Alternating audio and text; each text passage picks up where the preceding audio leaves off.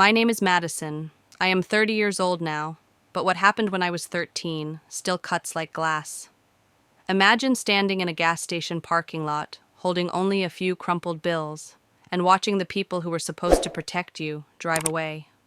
The taillights disappeared into the curve of the highway, and with them went every shred of safety I thought I had. That was the moment my childhood ended. I remember the heat rising off the asphalt that day. My sneakers stuck slightly with every step. The air smelled of gasoline and dust heavy enough to choke me. I could not understand what was happening. My father's voice still rang in my ears, calm but cold. "You ruined our trip, Madison. You are 13 now. Find your own way home."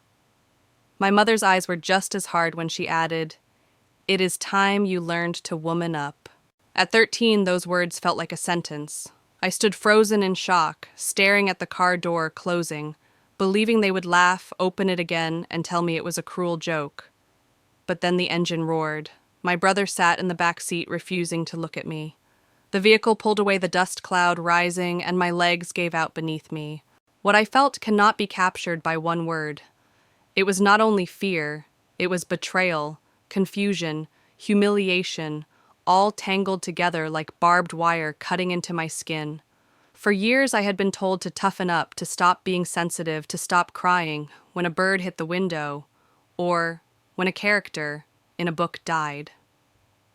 I had been trained to believe emotions were weaknesses, that tears made me less. But nothing had prepared me for abandonment made real. I remember clutching the straps of my backpack, the one I had packed so carefully with colored pencils and a sketchbook for our trip. I had dreamed of drawing the blue waters of Crater Lake, the pine trees, the mountain rim. Those dreams shriveled in the heat of that parking lot. The sketchbook felt useless now, just paper and graphite in a world that had turned hostile. My mind scrambled for answers. Maybe they just drove around the corner and would come back to scare me. Maybe it was one of those twisted lessons they liked to stage.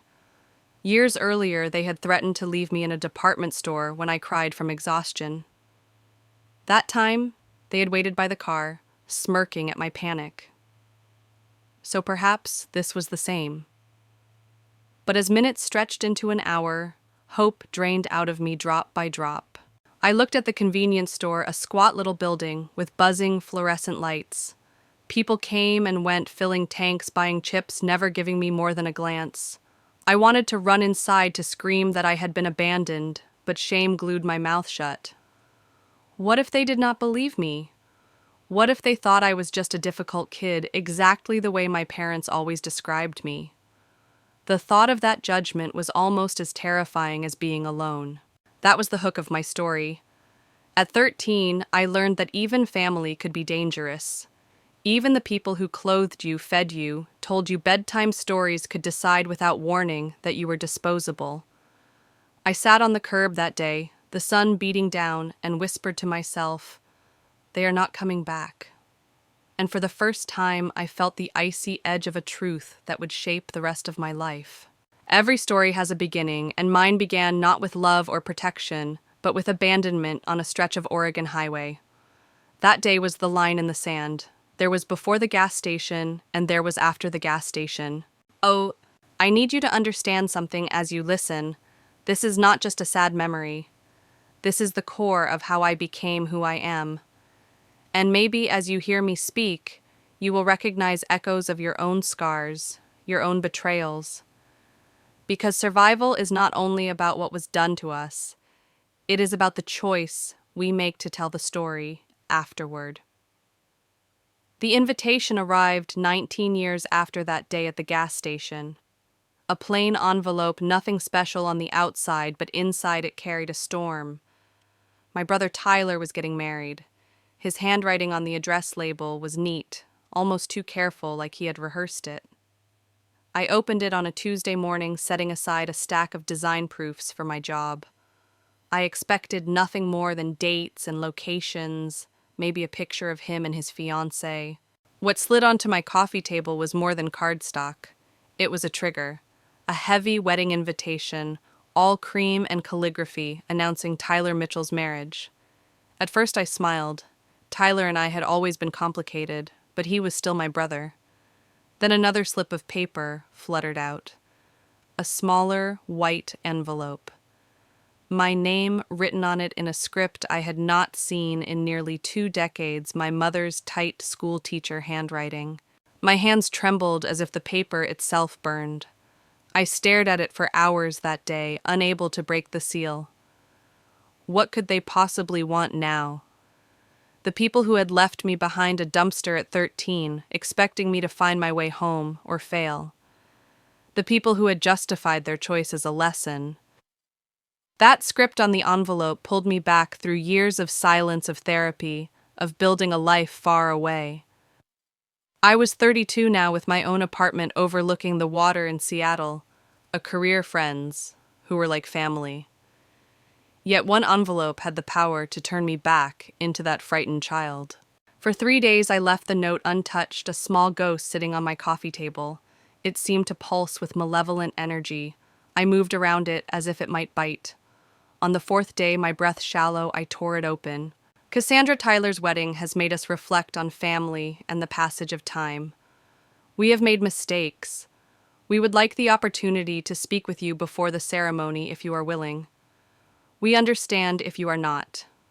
Regardless, we hope you will be there for your brother's special day. He misses you. Linda and Frank Mitchell. No dear, no love, no apology. Just the cold language of people who still believed they held authority. Mistakes. That was all they would call it. A mistake, as if leaving a child 60 miles from home was the same as forgetting to pay a bill. I could not breathe. Panic rose sharp and brutal. My vision blurred. My chest clenched so tightly I thought I might collapse. I found myself on the bathroom floor, curled around the note, hyperventilating. That was how my friend Jessie discovered me when she came by later. She sat cross-legged on the tile, holding my hand, guiding me through each breath until the spinning slowed. When I could finally speak, I handed her the note. She read it once, then again, her face twisting. "These absolute bastards," she whispered. "This is not even an apology." I know, I whispered back, but Tyler wants me there. He wrote that invitation with hope. "And what do you want?" Jessie asked. That question pierced deeper than anything else. Did I want reconciliation? Did I want closure? Or did I want to finally say what 13-year-old me could not? I sat on my couch with Jessie that night, the city lights beyond my window, and realized the truth. I did not need them anymore. I did not need their approval. But I did want to confront them, not for their sake, for mine. Because sometimes closure is not reconciliation. Sometimes closure is standing in front of the people who broke you and telling them you survived. That thought began to solidify into resolve. Not forgiveness, not reunion, but something else. A reckoning. And as I wrestled with that decision, I thought of you. Yes, you listening now. Because this is where I need to pause and ask. Have you ever faced a moment when the people who hurt you most suddenly wanted back in? Would you let them, or would you demand they finally hear your voice? If this story resonates, if you have ever had to weigh whether to open that door again, subscribe and share where you are listening from. Not just to support me, but to remind yourself that your story matters too. The invitation was not just a request to attend a wedding. It was a summons to revisit the battlefield of my childhood, and I knew I had to answer. I grew up in a tidy, blue-shuttered house on a quiet street in Portland. From the outside, our family looked ordinary, even enviable. Neighbors saw manicured lawns, a father who had served in the army, and 2 children who seemed well cared for. But inside those walls lived a doctrine of discipline so rigid, it often crossed the line into cruelty. My father, Frank, spent 8 years in the military before I was born. He carried that structure home like a second skin. Beds were made with hospital corners every morning. Toys had exact places, and if they were out of line, punishment followed. Emotions were never welcome. Control yourself was his refrain. My mother, Linda, was no softer. Raised by survivalist parents from the Depression era, she repeated their stories like scripture. Walking miles in the snow to school, working at 12 years old, to support her family, These were her badges of honor. Her message was simple: comfort breeds weakness. In that environment, sensitivity was a defect. My brother Tyler embodied everything they valued. He was 3 years older, athletic, stoic, and resourceful. By 7, he could fix his own bicycle. When he scraped his knee, he never cried. Teachers praised him for his maturity, and my parents beamed. He was their golden child. And then there was me. I felt too much. I held funerals for birds that hit our window. I cried when fictional characters died. I found solace in drawing in stories and everything my parents dismissed as frivolous. My emotions were inconvenient to them interruptions in their orderly system. Whenever I faltered, my father's sharp eyes narrowed. "You are embarrassing yourself," he would say. My mother echoed, "Time to grow up, Cassandra." The double standard was glaring. Tyler's mistakes were overlooked, his needs respected. When he wanted friends over permission was automatic. When I asked, excuses arrived about responsibility and discipline. He got rewards, new bicycles, praise, freedom. I got lectures. But I was a child, powerless to protest learning instead. That silence was safer than honesty. Even extended family could see the imbalance. My Aunt Karen, my mother's younger sister, visited occasionally. She slipped me notebooks, paintbrushes, and whispered words of comfort. "It is okay to be you," she would tell me when no one else was listening. But her visits were fleeting, a few days of warmth against years of coldness. I clung to them, though, like lifelines. It is strange how a child can feel defective in their own skin.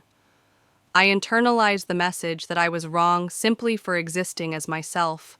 I was not brave enough, not tough enough, not enough. That feeling pressed down like a weight I could never put down. And it planted the seeds of a dangerous lesson: love is conditional. If you fail, if you cry, if you show weakness, love can be withdrawn. That belief shaped everything that followed. When they finally abandoned me at 13, the foundation had already been set. I had been conditioned for years to expect rejection if I showed vulnerability. That gas station moment was not an isolated act. It was the culmination of a philosophy that had poisoned my entire childhood. And as I share this now, I cannot help but ask you, have you ever grown up in a house where you felt invisible, where one sibling shined while you were told to dim your light? How did that shape the person you became? Drop your thoughts in the comments. Stories like these do not just belong to me, they belong to anyone who has felt unseen in their own home. And your voice could be the one that tells someone else they are not alone. The truth is, my parents believed they were forging strength. But what they forged instead was fracture. And those fractures would widen until they broke everything apart. By the time I was 10, the comparison between me and Tyler had become unbearable. He was the strong one, the steady one, the son who made my parents proud. I was the fragile child who disappointed them at every turn. Their favoritism was not subtle. It was a spotlight on him and a shadow on me. Tyler could do no wrong. If he forgot to do a chore, my mother would laugh it off as boys being boys. If he scraped his elbow, my father bragged about how tough he was, how he didn't shed a tear. When he brought home good grades, there was a new bicycle waiting in the driveway. When I brought home the same, there was silence, maybe a nod, sometimes even a question about why I wasn't more like him. I learned quickly that in our house, stoicism was currency. Emotions were debt. Tyler had the currency, I had the debt. My tears were met with scorn, my questions with sighs, my art with indifference. I remember one night at dinner I tried to tell them about a story I had written. Tyler interrupted laughing about some sports game he had played. My father turned to him, eyes bright with pride, and asked for every detail. My story hung in the air like smoke, unnoticed, unwanted. The gap between us widened. Tyler and I used to play together when we were younger, building forts or drawing chalk cities on the driveway, but by adolescence he had learned to align himself with our parents. He teased me for crying, called me soft, and joined in when they said I needed to grow up. It wasn't just their rejection anymore, it was his too. Still part of me longed for his approval. He was my brother after all. I watched him move easily through their world, earning affection I couldn't touch. I thought if I could just be a little stronger, a little quieter, maybe I could share in it. But every attempt failed. My sensitivity wasn't a choice I could switch off. It was the core of who I was. Looking back, I can see the cruelty in it. They rewarded him for what came naturally, and punished me for what came naturally. They sculpted him into their perfect child and tried to sand me down until nothing remained. That kind of disparity doesn't just wound a child, it rewires them. It teaches them love is conditional, that their worth depends on performance, not presence. Even now as an adult, I feel the residue of those lessons. I still hesitate to speak in groups, worried my words will be dismissed. I still brace myself when I cry, expecting ridicule that no longer comes. Childhood favoritism isn't something you outgrow. It follows you whispering in the quiet moments. But I also know I'm not alone. Many of you listening have lived in families where comparisons cut deeper than any punishment. Maybe you were the overlooked child, or maybe you were the golden one carrying a weight you didn't ask for. Which side were you on? Were you the sibling in the spotlight, or the one left in the shadows? Leave your story in the comments. Because the truth is, these dynamics shape us long after we leave the house we grew up in. They shape how we love, how we trust, how we see ourselves in the mirror. For me, those years of being unfavorably compared to Tyler set the stage for everything that followed. It was not just that I was sensitive, it was that my sensitivity was treated as a flaw. And soon I would begin finding secret ways to protect that part of myself, to preserve it against a household determined to crush it. The battle lines were drawn even if I didn't realize it yet, and the breaking point was closer than anyone imagined. By the time I reached 13, I had already learned how to build a secret world inside myself. The house I grew up in never welcomed tears, so I cried in silence behind the bathroom door. My emotions were mocked, so I buried them in pages of a journal hidden beneath a loose floorboard in my closet. That journal became my sanctuary, filled with drawings and words I could never say out loud. It wasn't rebellion in the loud sense. It was survival. On the surface, I obeyed the rules. Bed made sharp chores, completed grades steady. But beneath, I was quietly refusing to let them erase me. Every sketch, every hidden sentence was my way of saying I am still here. My parents noticed my resistance in subtle ways. My father's eyes grew sharper when I didn't break down under his criticism. My mother's lectures lengthened when I no longer begged for approval. They sensed I was slipping from their grasp, that their lessons weren't working as intended. And instead of easing, they doubled down. More harshness, more comparisons to Tyler, more reminders that I was weak. The tension grew like a storm cloud no one wanted to name. Tyler watched from the sidelines, sometimes smirking, sometimes silent, but never intervening. He was too deeply entrenched in their approval to risk defending me. That hurt almost as much as my parents' cruelty.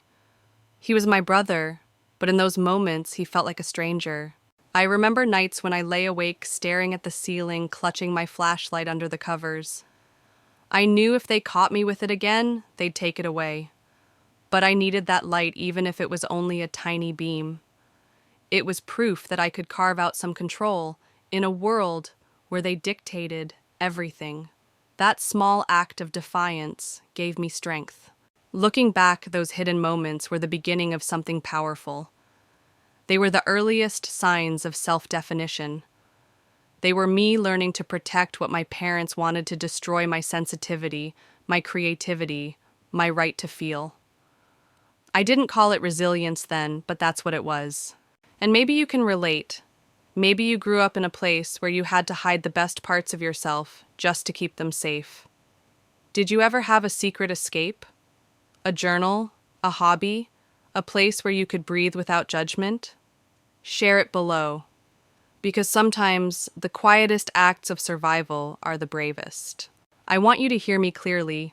Defiance doesn't always look like shouting or running away. Sometimes it looks like writing in the dark, whispering your truth to yourself when no one else will listen. Sometimes it looks like preserving your softness in a world that calls it weakness. Those years of hiding my inner world were shaping me for what was to come.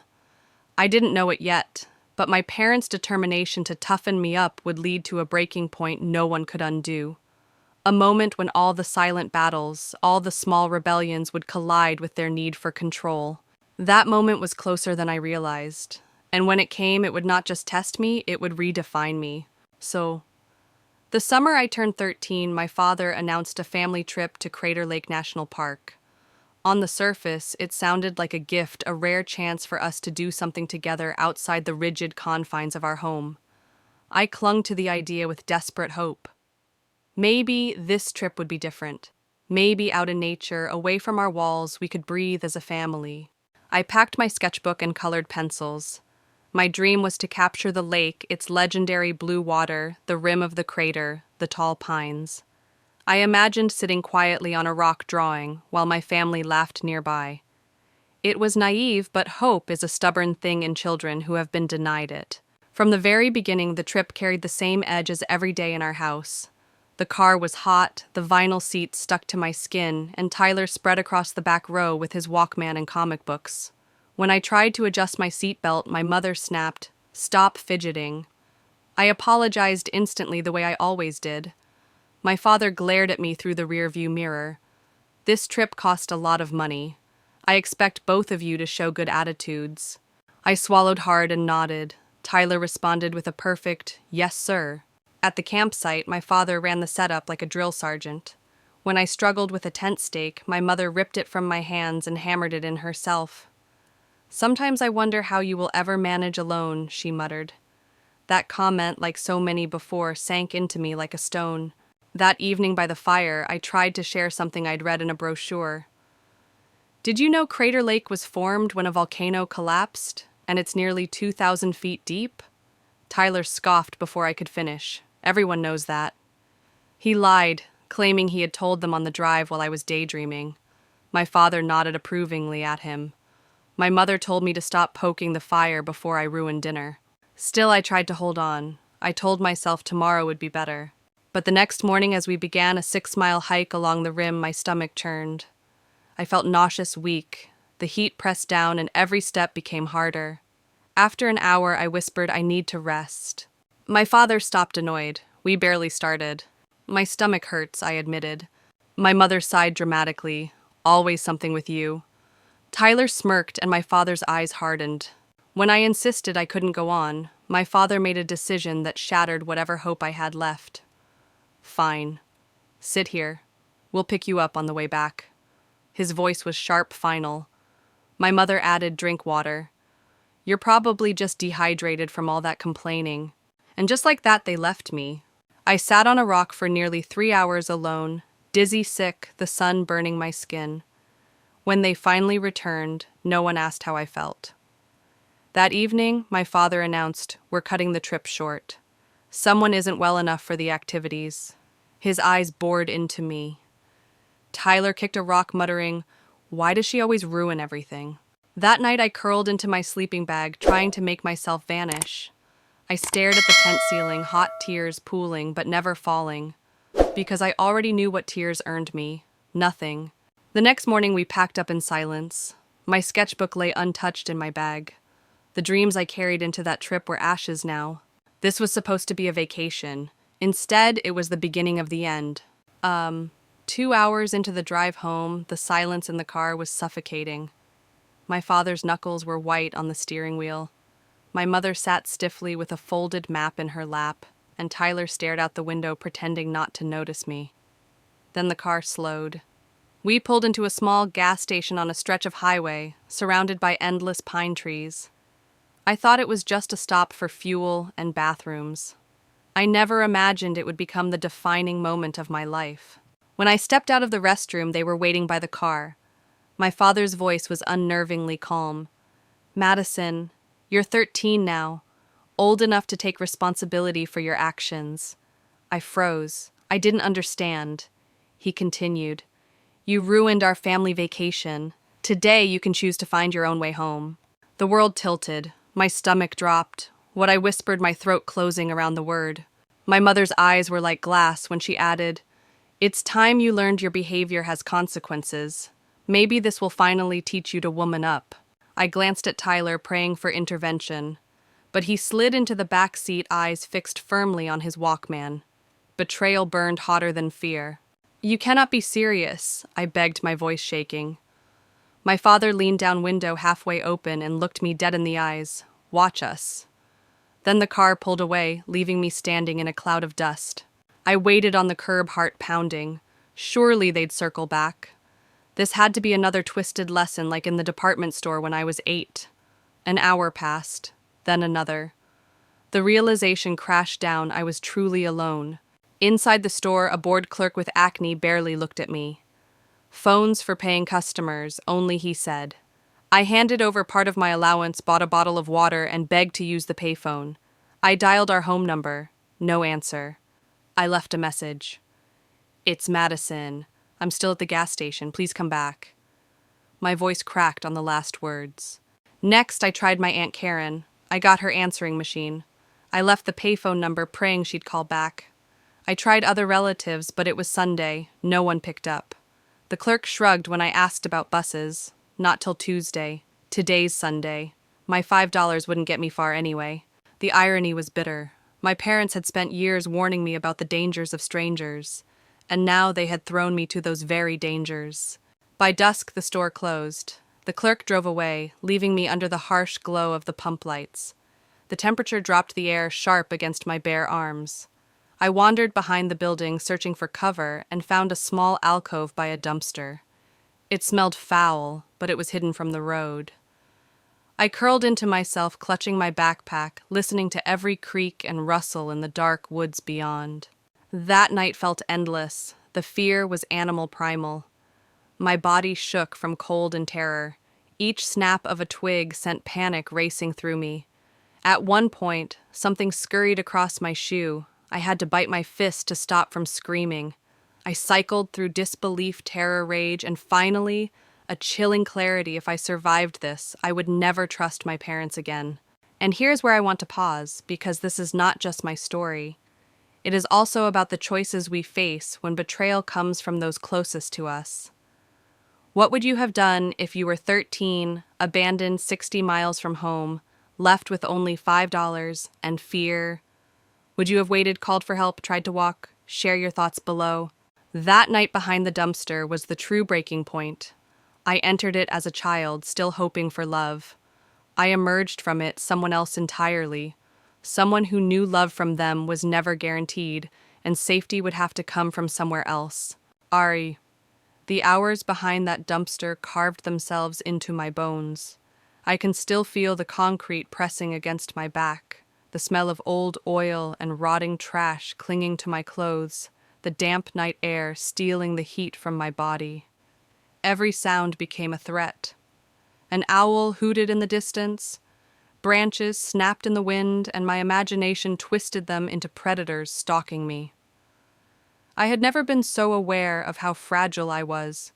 Just a 13-year-old girl in shorts and a t-shirt, no blanket, no jacket, no protection. The first stage was disbelief. I kept telling myself they will come back. I replayed every second in the gas station parking lot, searching for a clue that this was only a scare tactic. My chest tightened as I remembered my father's voice, calm, absolute, "Watch us." That phrase replayed like a cruel mantra, stripping away the last shreds of hope. Then came fear, raw and suffocating. I huddled deeper into the shadows, gripping my backpack to my chest as though it could shield me. Each car that passed on the highway sent a beam of light sweeping across the ground, making my heart race. What if someone stopped? What if someone found me here? The irony sliced through me. My parents had spent years warning me never to trust strangers. Yet they had delivered me straight into the hands of danger. As the night deepened, fear gave way to anger. My body shook, not just from the cold, but from rage. What kind of parents did this? What kind of lesson required their child to freeze in the dark, to wonder if she would survive till morning? My fists clenched so tight, the nails dug into my palms. Tears slid silently down my cheeks, not because I was weak, but because fury had no other outlet. Somewhere around 2 in the morning, anger hardened into something else resolve. If I made it through this night, I promised myself I would never again give them the power to hurt me like this. Something inside me crystallized sharp and unbreakable. I was still a child, but I knew this night was a dividing line. There was the girl I had been before the gas station, desperate for their approval, and the girl who crouched behind that dumpster, learning in the hardest way that love could be conditional. The hours dragged. Hunger gnawed at my stomach, but I rationed the water bottle, taking tiny sips. My legs cramped from crouching, my skin crawled from bugs landing on me. At one point, a rat darted near the pallets, and I nearly screamed, biting down on my fist until I tasted blood. I forced myself to stay quiet, invisible, because invisibility felt like my only shield. When the first pale light touched the horizon, relief nearly broke me. The night had not killed me. I unfolded my aching body, every joint stiff, my hair tangled, my clothes damp with dew. I stumbled to the front of the station, waiting for the world to wake up again. Looking back, that night was more than a memory, it was a rebirth. It stripped away the illusions I had clung to. My parents were not strict teachers trying to mold me. They were people capable of cruelty, of abandoning their child in the name of discipline. That realization cut deep, but it also gave me clarity. I would no longer chase their approval. I would learn to build a life where my sensitivity, my softness, my very existence would not be liabilities, but strengths. It is haunting to admit, but that night gave me a kind of power. The kind you only gain when you are pushed to the edge and forced to choose between breaking and surviving. I chose survival. At dawn, I dragged myself from behind the dumpster legs, trembling, throat-dry skin, sticky with dew. My body felt like it had aged years in one night. The gas station, bathed in pale sunlight, looked even more run down than before, peeling paint, missing letters on the sign, oil stains baked deep into the concrete. I sank onto the curb, too drained to cry anymore. I was simply waiting, half hoping someone would notice me, half fearing they would. A rusty pickup truck rattled into the lot around 7:30. A heavy-set man in overalls climbed out, glanced at me, and stopped mid-step, his brow furrowed. "You been here all night, girl?" he asked. I nodded, unable to find words. He muttered something under his breath, "Jesus Christ," and ushered me inside. That man was Bill, the owner of the station. His wife, Martha, appeared from the back with kind eyes that immediately softened when she saw me. She pressed a hand to her mouth. "Good Lord, what happened to you?" The words tumbled out of me in broken pieces. Abandoned camping trip, left here alone. For the first time in 19 hours, someone believed me. Someone's outrage mirrored mine. Martha demanded Bill call the sheriff, but panic surged in me. I couldn't bear the thought of police dragging my parents back, forcing me into their car again. "Please," I begged. "Just let me call my aunt. She'll come." Bill handed me the phone.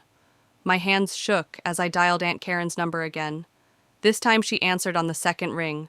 Relief nearly knocked me off my feet. "Aunt Karen, it's me," I sobbed.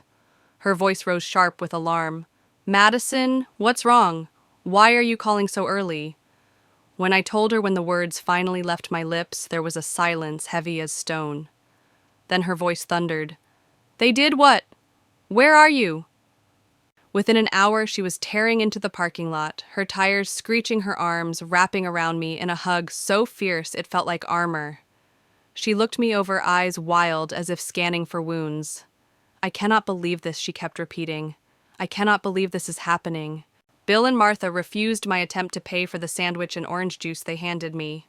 "You keep your money," Martha said firmly. "You might need it." I wanted to cry again, but this time it wasn't from fear, it was from gratitude. For the first time in a long time, adults had chosen kindness over cruelty. The drive back to Portland with Aunt Karen was quiet at first. I stared out the window, watching the landscape roll by the same trees and roads I'd seen just a day earlier. Yet they looked different now, as if I'd crossed an invisible line between childhood and something harder. Halfway home, Aunt Karen gripped the steering wheel until her knuckles turned white. "I called your house," she said. No answer. "But when we get back, we'll try again." And Madison listened to me. This was not your fault. Do you hear me? Not your fault. Her words cracked open something inside me. I had been carrying blame like a stone in my chest, convinced I had failed some impossible test.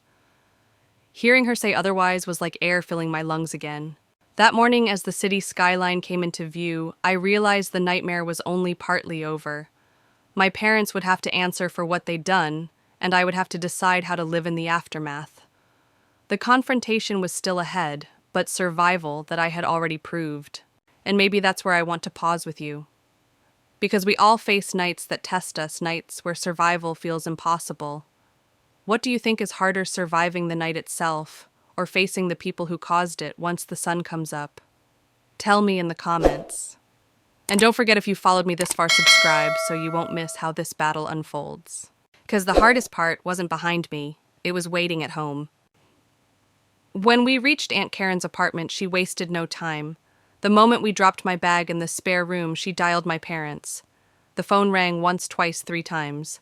Then my mother's voice floated through the line. Calm, almost casual. Hello. Aunt Karen didn't waste words. Linda, it's Karen. I have Madison with me. There was a pause so long I thought the call had dropped.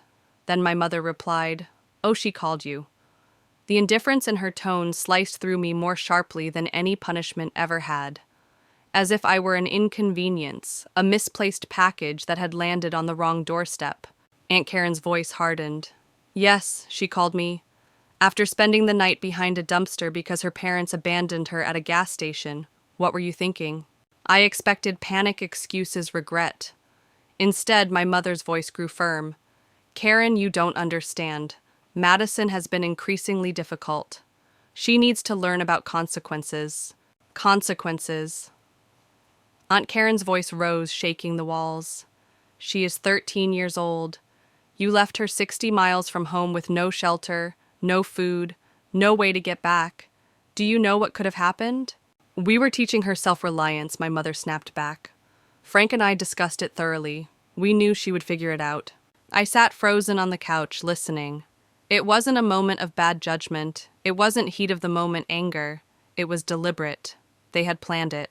They had decided together that abandoning me was not only acceptable, but necessary. That realization burned away the last scraps of hope clinging to me.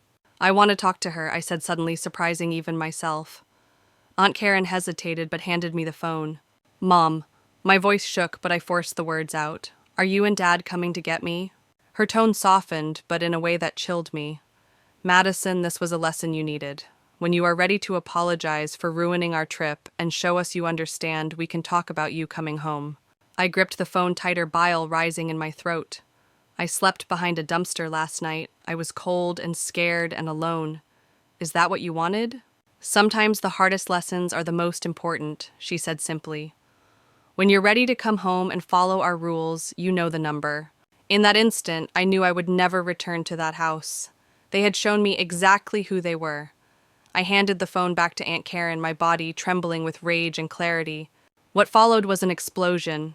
Aunt Karen unleashed words I had never heard her use before neglect abuse authorities. She threatened legal action, and for the first time I heard my mother falter on the other end of the line. By the time the call ended, one thing was certain: I would be staying with Aunt Karen. She would fight for me no matter the cost.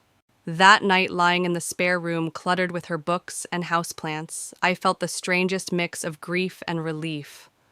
Grief for the parents I had lost, though maybe I had never truly had them. Relief that someone finally chose me not as a problem to be fixed, but as a child to be protected. And as I share this with you, I want to turn the question outward. What do you think hurts more, cruelty done in anger, or cruelty that is calmly planned, justified, and defended? Leave your thoughts in the comments. Because for me, the worst part wasn't that they abandoned me. It was that even afterward, they believed they were right. The days that followed blurred into a whirlwind of doctors, social workers, and courtrooms. Aunt Karen wasted no time. She marched me to a physician who documented everything: scratches on my arms, insect bites on my legs, the beginning stages of hypothermia from that long night outside. He took photographs, wrote reports, and shook his head more than once. This is neglect, he muttered. Pure neglect. Next came the social worker, a woman named Denise, with a calm voice and eyes that carried both pity and determination. She sat across from me in Aunt Karen's small living room and asked me to tell her everything. My throat tightened as I spoke, but she let me take my time. I described years of harsh rules, constant comparisons to Tyler the hike, where I got sick, the gas station, the dumpster. Denise wrote furiously, nodding occasionally, asking clarifying questions. When I finished, her eyes shimmered with quiet rage. "You were failed," she said softly. "But we're going to make sure you're safe now." Aunt Karen even hired a lawyer, dipping into her savings to do it. She told me later she didn't hesitate for a second. "You are worth every penny, Madison," she said, hugging me. "Don't you ever believe otherwise." 3 days after she found me, we returned to my parents' house, but not alone. A police officer accompanied us to ensure no one stopped me from collecting my things. I can still see the look on my father's face when we walked in. Cold, hard jaw, set like stone. My mother stood beside him, arms folded. They didn't shout. They didn't plead. They simply watched, their silence sharp as knives. I moved through the house like a ghost, pulling clothes from drawers, stuffing books and keepsakes into garbage bags. Every room felt smaller, darker. Tyler lingered in the hallway, torn between loyalty and guilt. At one point, he slipped into my room. "Madison," he whispered, "I didn't know they were really going to leave you there. I thought they were just trying to scare you." I stared at him, waiting for more. An apology, a defense, anything. But all he added was, "I'm sorry." It was the first and only time he admitted any guilt. When I was nearly finished, my father stepped into the doorway. His presence filled the space like a shadow. "This rebellion will not accomplish anything," he said. "When you're ready to be part of this family again, you know what we expect." Something inside me snapped. For the first time in my life, I looked him in the eye and said, "I expect parents who don't abandon their children." My voice didn't waver. "I guess we're both disappointed." His eyes narrowed, but I didn't look away. I pushed past him carrying my bags, and I didn't glance back. That was the day I walked out, not just of their house, but of the belief that I needed their approval to survive. Living with Aunt Karen was like entering another universe. Her apartment was cozy, cluttered, filled with laughter and warmth. She celebrated my achievements, listened to my fears, sat with me through nightmares. For the first time, I felt like I could breathe without fear of being judged for it. That period of my life was the start of real healing. But it was also the start of a long battle in court, a custody fight, that would expose every ugly truth about my parents' choices. The road ahead would not be easy, but at least I was no longer walking it alone. Anikur. The custody hearings began within weeks. My parents fought hard, at first painting me as the problem child. In their version of events, I was manipulative, overly dramatic, too sensitive to handle the normal discipline of a household. They sat in that courtroom with polished expressions, presenting themselves as the noble parents of a troubled girl. If I had not lived through their cruelty, I might have believed them myself. But the evidence stacked against them told another story. Bill, the gas station owner, submitted a written statement describing how he found me filthy, trembling, and alone at sunrise. His wife, Martha, added her testimony about feeding me about my tears as I described being left behind. The doctor's report documented every physical sign of neglect. And then there was me sitting in that witness chair telling the truth out loud. My voice shook at first, but once I began, the dam broke. I recounted the hike, the moment they told me to woman up the endless night behind the dumpster. The courtroom grew so quiet, I could hear the scratch of the judge's pen. When it was Aunt Karen's turn, her words were fire. She accused her own sister of cruelty, neglect, and deliberate abandonment. "This is not strict parenting," she declared, her voice trembling with emotion. "This is abuse." At first, my parents responded with denial, insisting they had known I would be safe. But as their arguments faltered, their strategy shifted. They began to feign remorse, claiming it was a mistake taken too far, that they had learned their lesson. Yet every supervised visitation told a different story. My father lectured me about loyalty. My mother wept about how I was tearing the family apart. Not once did they utter the words I needed to hear. We are sorry. The judge granted Aunt Karen temporary custody for 6 months with the option for it to become permanent if my parents failed to complete family therapy. They attended only 2 sessions before declaring the therapist biased. That alone spoke volumes. Changing schools mid-year was its own battle. Riverside Middle felt like another planet compared to Westlake. Teachers asked polite but prying questions. Students whispered when they learned why I now lived with my aunt. That's the girl whose parents left her. Shame threatened to swallow me whole. But there were also small mercies. Some teachers went out of their way to help me catch up. A few classmates showed kindness, asking me to sit with them at lunch. For the first time, I realized that not everyone saw me through the lens of my parents' cruelty. Aunt Karen insisted I see a therapist, Dr. Collins, a woman whose office smelled of lavender and was filled with warm lamps instead of harsh lights. Twice a week, I sat in that safe space and tried to untangle the knots inside me. What your parents did was about them, not you, she repeated. Nothing you could have done would have justified their actions. Intellectually, I believed her. Emotionally, I still carried the weight. I feared I was broken, destined to be too fragile for the world. But in those sessions, I began to see something I had missed. My sensitivity, the very thing my parents despised, was not weakness.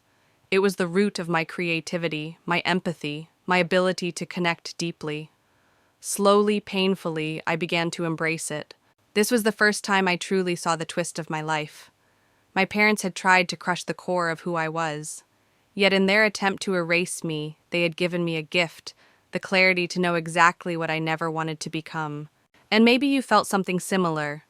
Have you ever discovered that what others mocked in you turned out to be your greatest strength? Think about it and share it, because your story might be the encouragement someone else needs. The hearings ended with Aunt Karen as my legal guardian. My parents faded into the background, still convinced they had been right. But I no longer lived under their rules. For the first time, I had a chance not just to survive, but to heal. High school came, and with it a chance to rebuild. Aunt Karen had become more than a guardian, she was my anchor. She came to every play, clapped the loudest at every award, and worked extra shifts at the hospital so I never felt like a burden. You're not an obligation, she would tell me, you're a gift. Those words became the salve for wounds my parents had left raw. Academics became my refuge. I buried myself in books assignments and late nights sketching or writing. When I won a statewide essay contest during junior year, Aunt Karen framed the certificate and hung it proudly on our refrigerator. I knew Tyler must have heard about it through the grapevine, but my parents never called, never congratulated me. Their silence was another form of abandonment, but this time it cut less. By then I had stopped expecting anything from them. Still, the past lingered in unexpected ways. Dating was complicated. Every time someone reached for my hand, every time a relationship grew close, panic clawed at me. I didn't trust easily.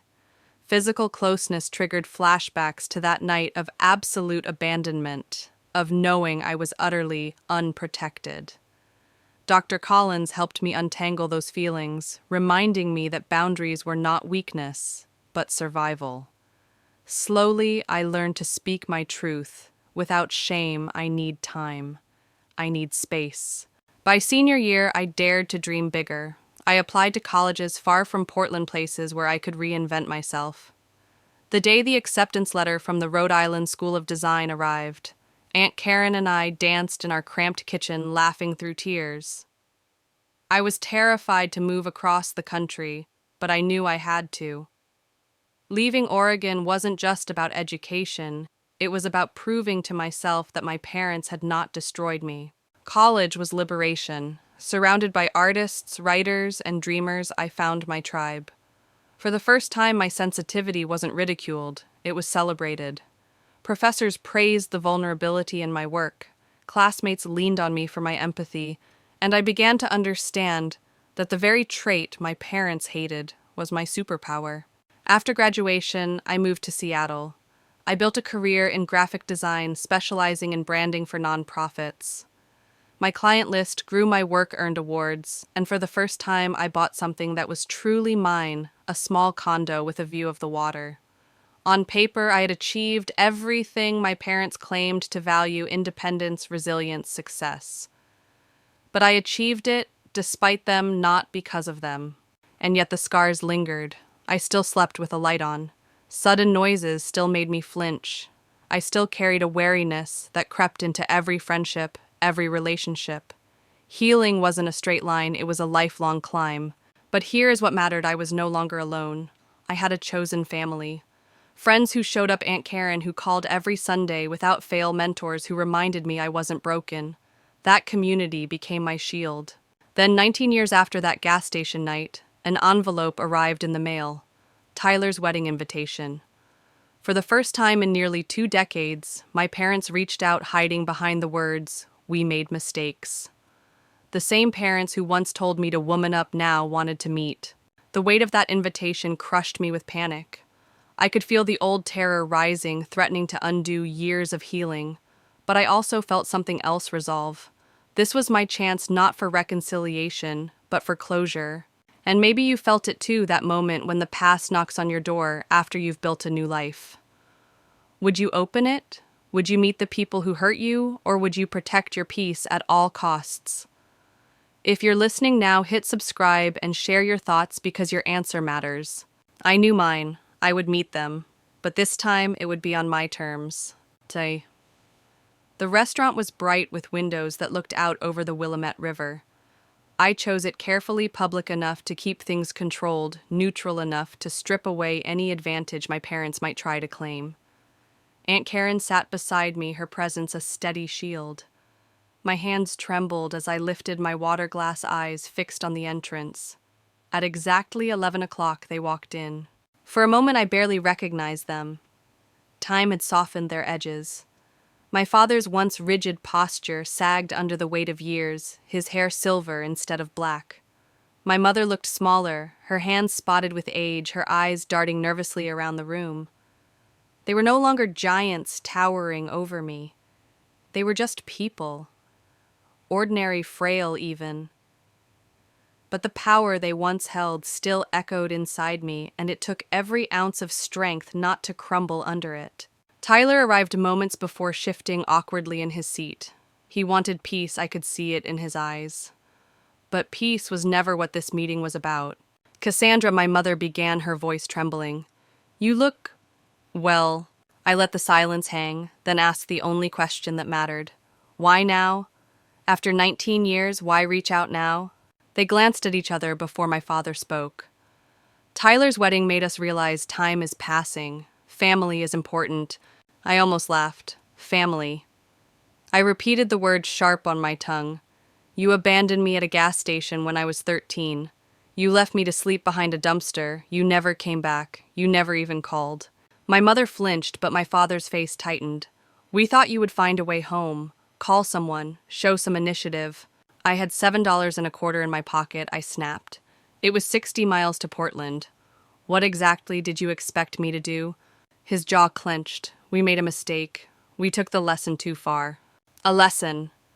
The words exploded out of me. "You call that a lesson? I call it child abandonment." My mother reached across the table, eyes glistening. "We wanted to teach you independence, self-reliance. You never meant for me to freeze, to be terrified, to wonder if I would die alone." My voice rose, cutting through the murmur of the restaurant. "What exactly did you mean to happen?" For the first time, my father looked away. My mother whispered, "We know now. We were wrong." But then, like a reflex, he muttered the words that had haunted me since childhood. "You always were too emotional." That's exactly the weakness we were trying to correct. The entire table froze. Tyler's shoulders slumped. Aunt Karen's eyes blazed, and I felt something inside me shift. Cold clarity washed over me. "There it is," I said. "That's the truth. You couldn't stand that I was sensitive, that I felt things deeply. So you tried to erase it. And when that didn't work, you abandoned me." My mother's face crumpled, tears finally spilling. "It wasn't fair," she whispered. "We should never have left you." I leaned forward, steady now. "No, you shouldn't have. But you did. And here we are 19 years later. I built a life without you. A good life. Independent. Strong. Everything you claim to have wanted for me, I achieved it in spite of you, not because of you. My father opened his mouth, but I cut him off. You don't get to be proud of me. That honor belongs to the people who showed up, Aunt Karen, my friends, my chosen family. They earned the right. You forfeited it.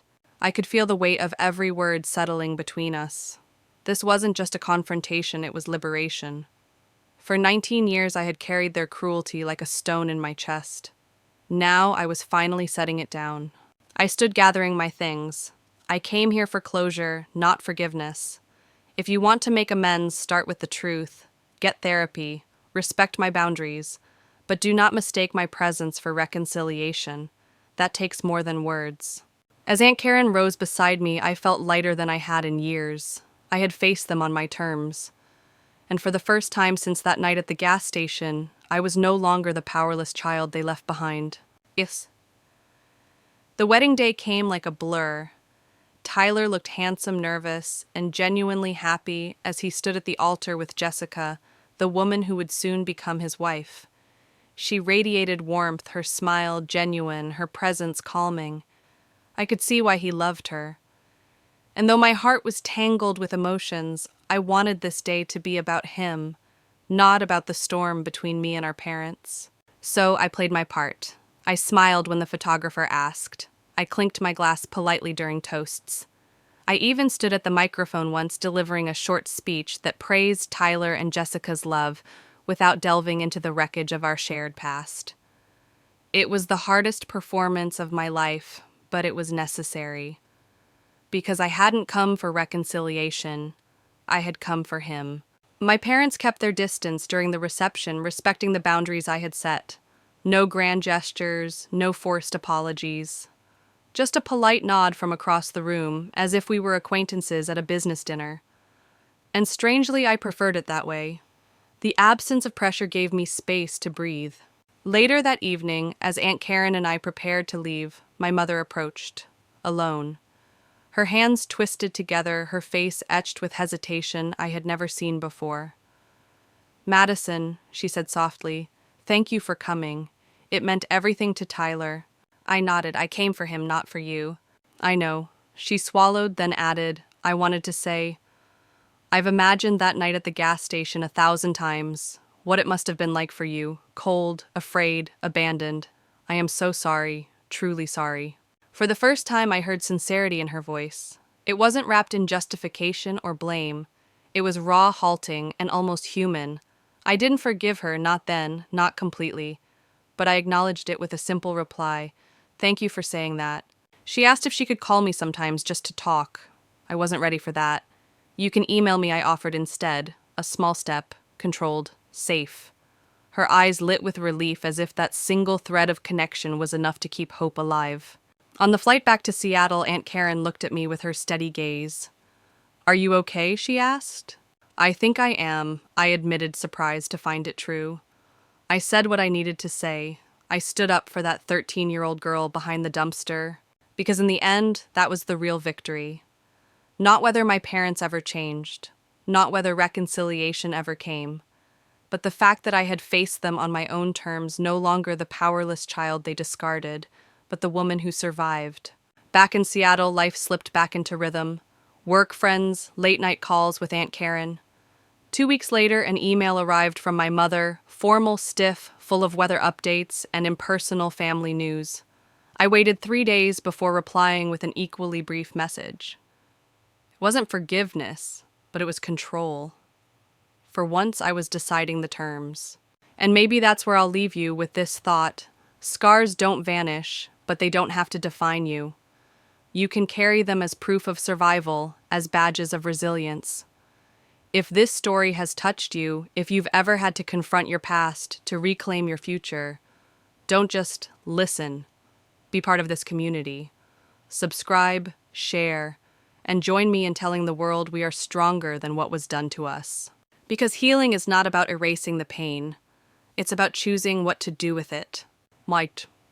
The story I've shared is not easy to tell. Even now, at 32, the memory of that gas station night sits inside me like a scar that will never completely fade. But scars are not signs of weakness. They are proof that we endured. Proof that even when abandoned, even when love was denied, we found the strength to stand again. For years, I believed sensitivity was a flaw. My parents told me it made me weak, unworthy, disposable. But life and the people who truly cared taught me the opposite. Sensitivity is strength. It is the root of compassion, creativity, and courage. Without it, I wouldn't be the woman I am today. Aunt Karen showed me what unconditional love looks like. Friends reminded me that family can be chosen. And therapy helped me understand that my past doesn't have to control my future. I am no longer just the girl left behind at a gas station. I am the woman who survived, healed, and built a life on her own terms. To anyone listening who carries wounds from family, please remember this. Your worth is not determined by those who failed to see it. You do not need their approval to live fully, to love deeply, to succeed brilliantly. You are not broken, you are becoming. The journey of healing is not about erasing what happened. It's about taking back the pen and writing the next chapters yourself. So as you close this story, I invite you to hold on to one truth: being left behind does not mean you are unlovable. It means you were strong enough to walk forward alone, and in that strength you can build a future brighter than anything the past tried to steal.